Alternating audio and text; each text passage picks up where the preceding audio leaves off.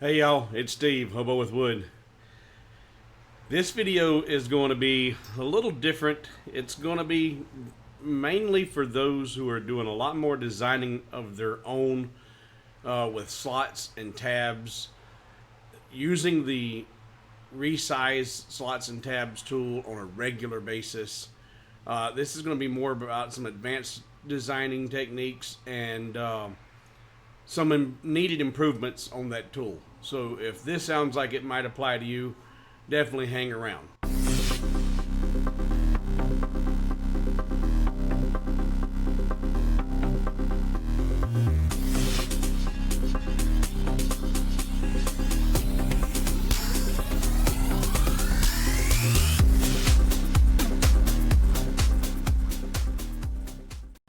So in this video, like I said, it's going to be more about the slots and tabs and the techniques used when you're using the resize slots and tabs tool to make even something as simple as a cube. But if you're using slots and tabs all the time and using that tool regularly, you already know about the redundancy in that and its inability to adjust more than one thing at a time.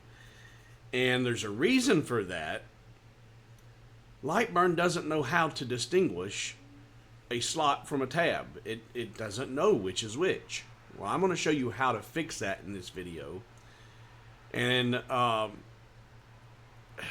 there's still some improvements needed with the tool, but by doing what I do, this will help eliminate some of the Lightburn's inabilities.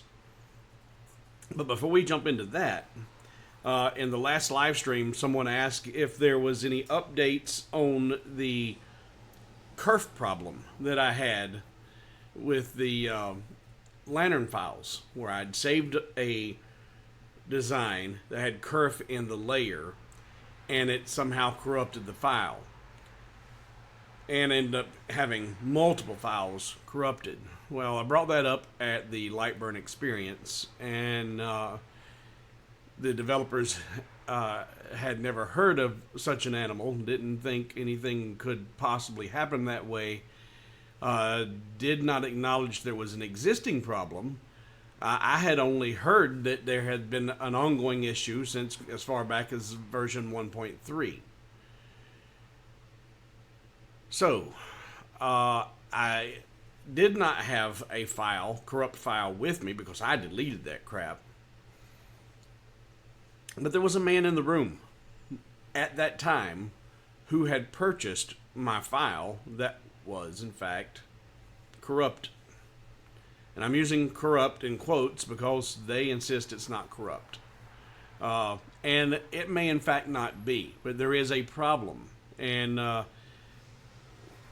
the gentleman who, in fact, did have a copy of that, he had access to that file while I was there at the expo.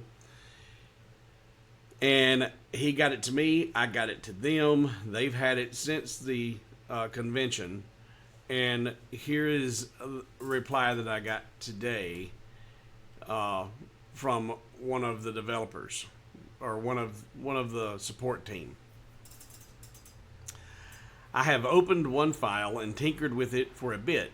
I think I see what happened here, but I'm not quite sure how it happened or was allowed to happen. I also think I see an easy fix, but it needs more tinkering. Smiley face. I have submitted the one file along with my comments and screen captures to the entirety of the support team. I have invited the team to confirm. I will let you know as soon as I have a complete answer. The file isn't corrupt. The tool isn't broken. There is something interesting here. Or there is something interesting in the file. Those are exact words. Interesting in quotes. So, I'll be anxious, or I'm eager to see what their explanation is as far as how that happened. Now, I will, full disclosure, I have tried to recreate the problem, and I can't. So, I don't know what happened. I'm not sure that they know what happened. But hopefully we'll figure it out and we can prevent it from ever happening again. Let's get into the slots and tabs issues, designs, the way that I designed the what I call a little bit more advanced designing to make the tool work without a problem. Whenever you design a cube, now I've said it 100 times, I've said it once, there's always more than one way to do something in Lightburn. But when I design a cube, I end up with 3 different pieces that fit together to make a cube. 3 different pairs. 2 pair, or 1 pair is identical, the other pair is identical, and the third pair is identical. So 3 identical pairs to make 1 cube. And when I do that, I've got 1 pair that is all tabs, 1 pair that's all slots, and 1 pair that is a combination slots and tabs. And I think I said that. One's all tabs, one's all slots, and 1 pair is slots and tabs. There might be another way to do it. I'm sure you probably could figure out a way, but maybe, I don't know. But that's how I do it. And regardless how you configure those to make them work, there's still going to be the ongoing issue with Lightburn not knowing what a slot or a tab is. Not recognizing the difference, I should say. Is it intended use as a tab or is it intended use as a slot? Lightburn doesn't know, and it cannot differentiate them. And why is that a problem? Well, let's jump in here to Lightburn. Here I have one of each of those pairs I was discussing. Let's slide this fill out of the way for now. And when you look at this, if you work with these regularly, you recognize right away that this particular one is all slots, this one is all tabs, and this one is a combination of the 2. If you select all 3 of these at one time, and you go in and you use your slots resizing tool. Now I've already put in my old material thickness was 7 millimeters, so it's already recognizing the slots and tabs. And right now it's looking for slot depth. Well, this one is all slots, so that is correct. This one has no slots on it, but yet it's recognizing these as slots. This one has slots and it has tabs. So it can't be correct if it's recognizing all of them as slots. Then we look at tab height. This one has no tabs, but it's recognizing those. This is correct, and this is recognizing them all as tabs, which can't be correct. So that's when I say Lightburn doesn't know which is which, and I'm sure what Lightburn is going to say as well. Okay, if this one is all slots, then you select this one. You come up here to Tools, go to Resize Slots and Selection, resize your slot depth, and we're going to make it 2.5 millimeters. Not 21.5, 2.5. And say, okay. That one's now resized to 2.5. Now you select this one. Now you go back to Tools. Now you go directly here, and now we're going to do tab height, and we're going to tell it 2.5. Now I don't have to change any of my measurements because they're saved from the last time I used it. Say, okay, done. Now I'll come over here to this one, and I hit Tools, go back into Resize Slots and Selection. Now I have a problem because I have slots and I have tabs. You can't do one or the other when that shape has both. Because if I move this, it's going to move something incorrectly. So that won't work. Plus, how many times did I have to just open that? I had to open it once here, open it twice. And here, if it did work, I'd have to open it up twice more in order to make each one. I'd have to open that tool 4 times to make the resizing work. So let me show you what I do. First, let's go back to my original stuff. I fix it so that Lightburn knows what's going on. And how do I do that? Well, I told them at the convention how I do that, and I got cut short and just said, that won't work. Well, it will work, and we're getting ready to show you it works. What I do is I add an extra node where I need it to distinguish what's what. And I told them I did that, and they said, nope, that won't work. Well, let's go into node editing. And now you see all the nodes of this shape. Now this particular shape is nothing but slots. This is slot, slot, slot. This is not a tab. These two in the middle are not tabs. But if we look at the resize tool, it's wanting to recognize these as tabs. Well, we're going to fix that real quick. Go into nodes, and I'm going to come in here, and I'm going to put a node in the middle of each of those not tabs.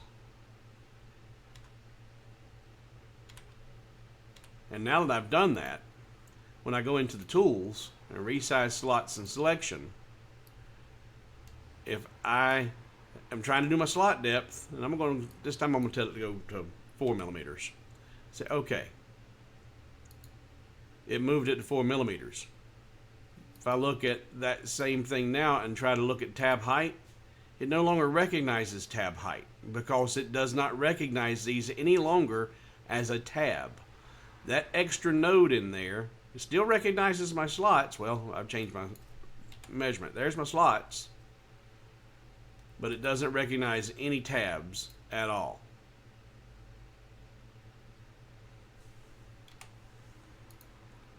Now, if I come down here to this one, tools, resize slots and selection, here it's wanting to change these slots, but yet these are not slots. These are all tabs. So I'm going to do the same thing down here by going into node editing, and I'm going to put in a node in the middle of the not slots.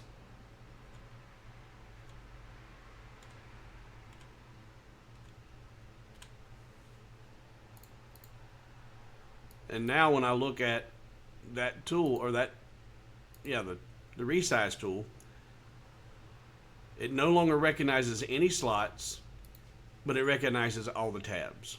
I'm going to resize those down to 4 millimeters. Done. Now here,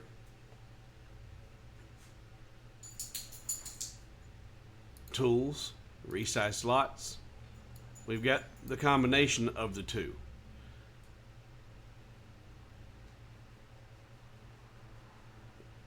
These are tabs. These are slots. But it's recognizing them all as slots. Now this is where you have to start using your noggin. You have to, these were easy to recognize which ones are which. Here it's the same thing. You just got to put a node in the middle of one of those because you make sure you put them in the right one. And how I do that, you don't need your corners to move, or anything that's on the same plane as your corner, I should say. So if you have a hard time distinguishing, if you just take a draw a toolpath, start at each corner, draw a straight line, we'll come in here, drawing a straight line, draw a straight line, and one more time. Now, any red line that intersects with that toolpath you just drew needs a node on it. So if we go and select just that path, go into node editing, anytime the blue and the red overlap, it gets a node. Here, what happened? I just lost power. That was weird. We'll see how that shows up on video. That was really weird. All right, so node in the middle of that there. Now here, they overlap on the inner piece, because this is a tab and this is not a slot. So we're going to put a node here, here, and then we'll put a node here, here, here, and here. Now, I do not draw a line on my designs any longer because I've done this enough that I recognize at a glance which is which. But initially, I did do that because it helped me to distinguish what was a node and what was a slot and what was a tab and where to put the node. Now when we go into this tool and resize slots and selection, there it's only recognizing these as slots. I put in my measurements 7 and 4 and say okay. Now I've got to open the tool again though and tell it to do my tab height. And now I can change my tab height. Now everything has been changed down to 4 millimeters. Now that all that's done, and I save this file, anytime I come back into it, and if I'm working with new material, I can just select everything. I don't have to select one at a time. I can select that entire image and go in here, resize slots and selection. Now I changed them to 4 millimeters, so I've got to change my old material thickness to 4, and I want to make them now 7 again. I can tell it slot depth, and it's going to get all of the slots. I have to open the tool again though, go back and tell it to do tab height and say okay. Now everything's back to 7. I was able to do that with opening the tool twice versus before I had to open it 1, 2, 3, 4 times. I had to open the tool half as often. But if they would improve that tool for designers such as myself and anyone who starts doing as I'm doing, what would be nice is if when you select it all, you go to tools, open your resize tool, set up your new dimensions that you want done, and then because you have it designed so that it will only recognize a slot as a slot and a tab as a tab, then you should be able to select both tab height and slot depth and make all the adjustments at one time instead of having to go back in and do this. Now this would be for someone who has designed it specifically this way, and since Lightburn can't tell the difference between a slot and a tab, and yet I designed it so that it doesn't have to think about it, then give me the option to turn on the ability to make multiple adjustments in this slots, resize slots tool. It should not be a default because not everybody's going to do this. Only your advanced designers are going to know to do it. And I'm being cavalier with the use of advanced because it's really not that advanced, but it's going a step further than just creating a slot and a tab. But that's where this tool comes up short and could use some improvement. All right, now, you remember that oddball piece that I moved over here? Well, let's take a look at that now.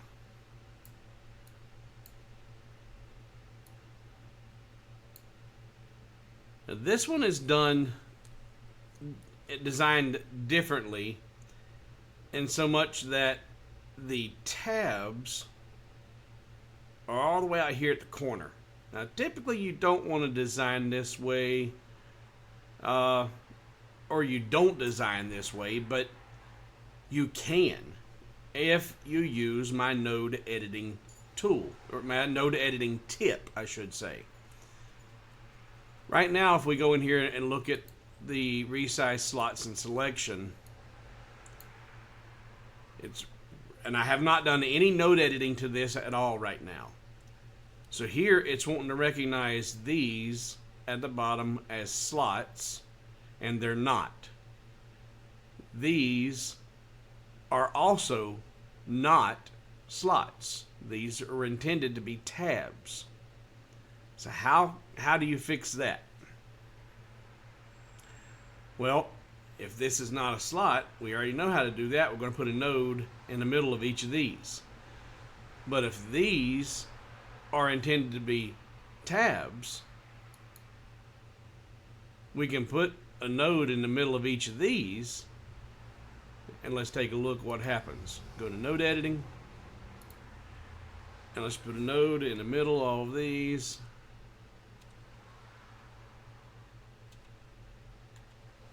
And go back to our tool.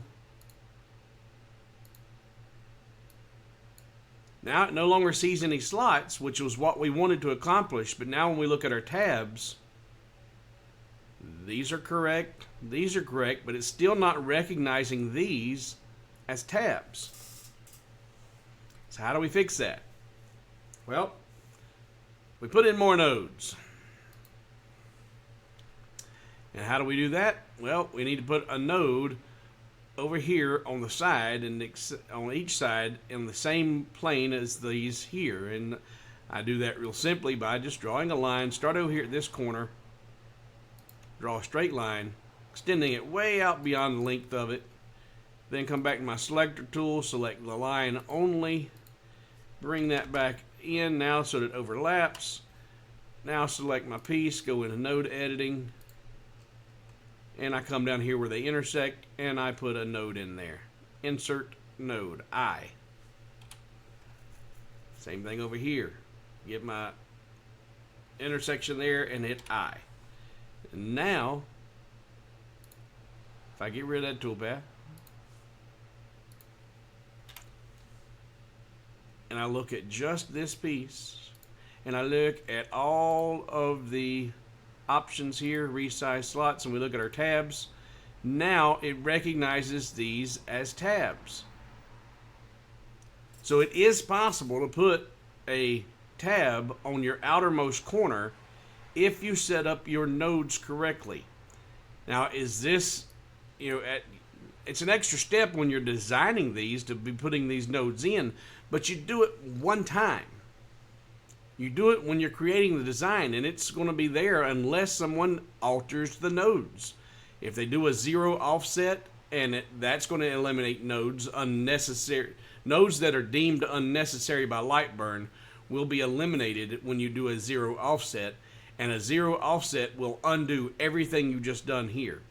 And we'll take a look here, and I'll show you. Here we just added a node on the outer perimeter and in each of these. If we do a 0 offset, 0 offset, delete the original object and say OK, and now you look, all those nodes went away. And now the tool will not work as we had designed it initially. So I don't know if is there a need to lock nodes? Is that a thing? We want to lock nodes? Yeah, that could also potentially be needed. Yeah. So if you're paying attention, Lightburn, Lightburn doesn't recognize a slot or a tab, correct? So by entering these nodes in here so that Lightburn doesn't have to think about it, we're telling it which is which. If I go to the trouble of inserting that node, I want it to be a permanent node in that design as long as it's maintaining those dimensions, that shape. If the shape gets altered, then that node would become irrelevant. But as long as it's maintaining, it doesn't matter about the size, but the actual shape. If it's scaled, it shouldn't matter. It should be a scalable image, but that node should be locked in place on that wire frame so that a 0 offset doesn't delete it. That would be an improvement. And these are things that I do as a designer when I'm creating files that I intend to sell to novice users of my files.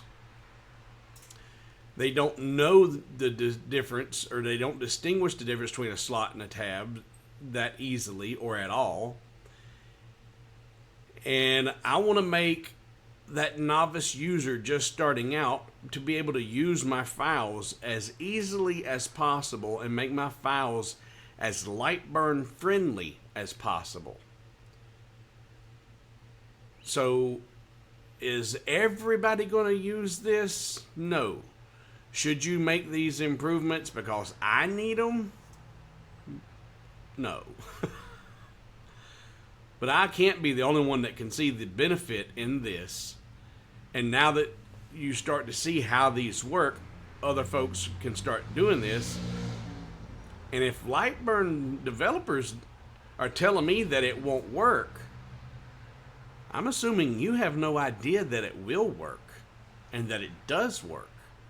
And now that you do, maybe you can see the value in everything that I'm saying about maybe, yeah, even making them lockable nodes. I don't know. So, once I know more about the outcome of what happened with the kerf, I'll keep you updated too, because you went on that roller coaster ride with me. And if anybody out there has not received the correct files without the corruption, let me know. Let me get them to you. I thought I was going to be able to get an email thing set up in the website that would allow me just to do a mass mailing to everybody, but it ain't that simple either. Because to try and find people who have bought the files and to distinguish which one's got the corrupt files versus, it's easier. Turns out that if you just let me know you've got the corrupt versions and you need I can verify your initial download and just send you the correct ones. So guys, if you're still here, thank you for watching. It means that you are a serious designer if you're still watching this video. Or you want to be. And I thank you. I thank you for your support. I thank you for watching. I thank you if you're a patron. A huge shout of thanks to you. And I'm going to get out of here, go finish this gumball machine, and get the gumball design up and to my patrons before the end of the month. So until the next video, I'm Steve, Hobo with Wood, and I'm out.